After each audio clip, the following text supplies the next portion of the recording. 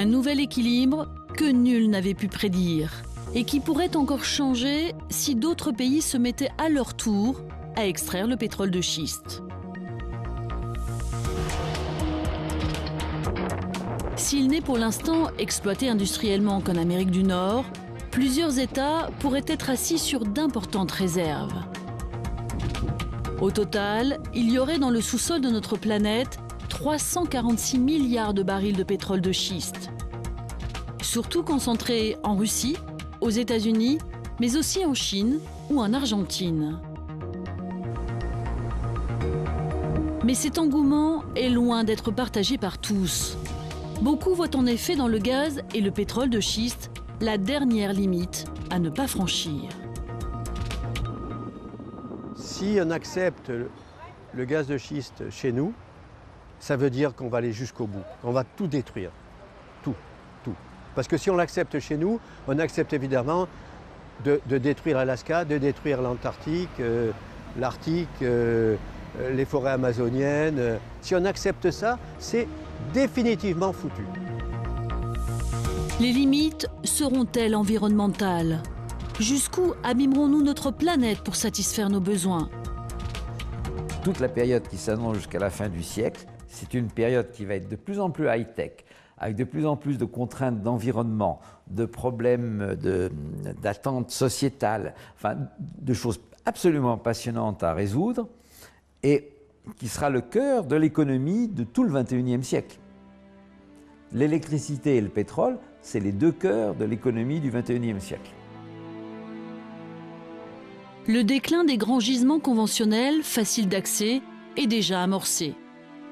Et même si ces nouvelles formes de pétrole pourraient repousser la date de la pénurie, nul ne sait si cela suffira à endiguer le déclin et surtout, quel sera le prix environnemental à payer.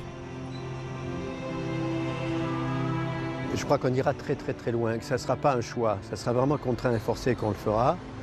Et on utilisera, c'est ça le drame, c'est qu'on utilisera toutes les sources possibles de substituts au pétrole, c'est-à-dire les pétroles non conventionnels. Donc j'ai très peur d'une prédation accentuée de la planète.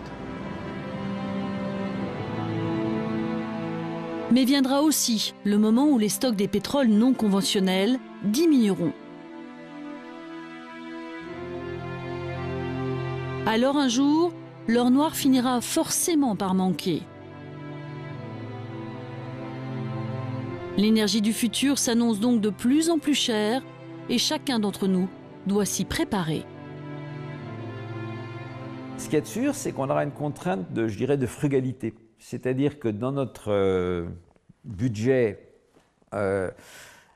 l'énergie qui était presque négligeable, 5-10% du budget des individus, prendra une part importante. 20% peut-être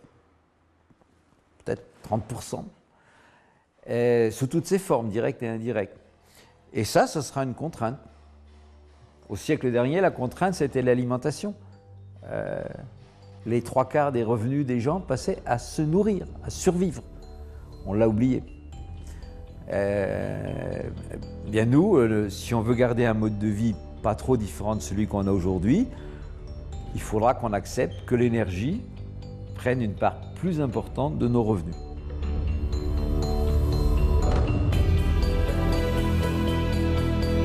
Une énergie tellement précieuse qu'elle sera disputée par les différentes puissances.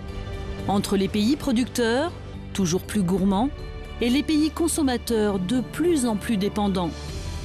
Entre ceux qui pourront payer une ressource chère et ceux qui n'en auront pas les moyens.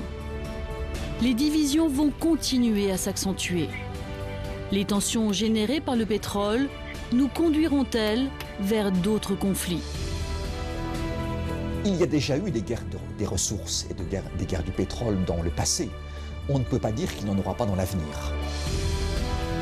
Parce qu'il est aujourd'hui impossible de concevoir un monde sans pétrole, personne, même au plus haut niveau, ne veut se risquer à l'envisager.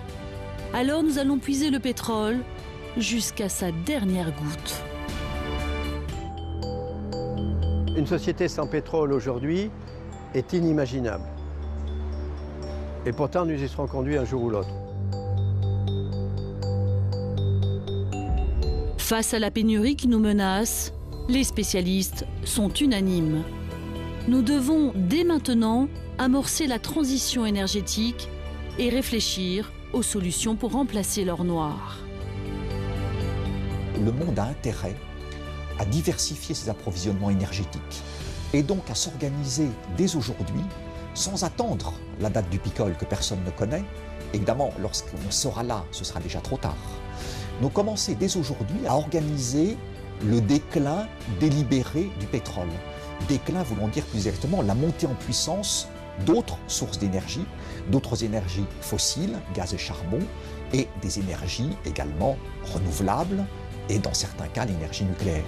Cela dépend évidemment ensuite des choix nationaux de pays qui ont chacun leur souveraineté nationale. Donc à la question faudra-t-il consommer moins, la réponse est oui, avec certitude oui.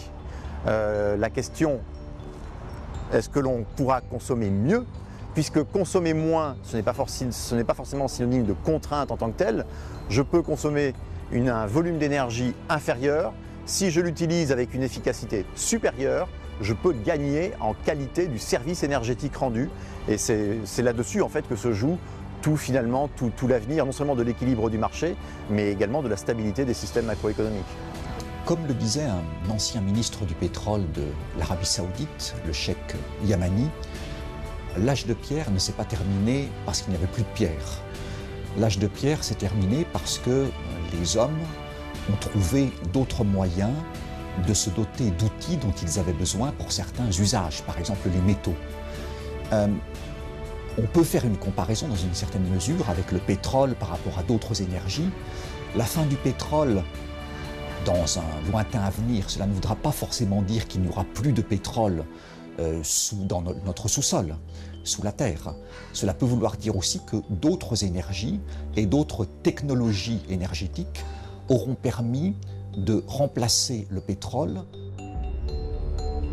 À l'aube du 3e millénaire, notre société se trouve face à l'un des plus grands défis de son histoire. Dans le monde entier, les hommes vont devoir réapprendre à vivre sans pétrole.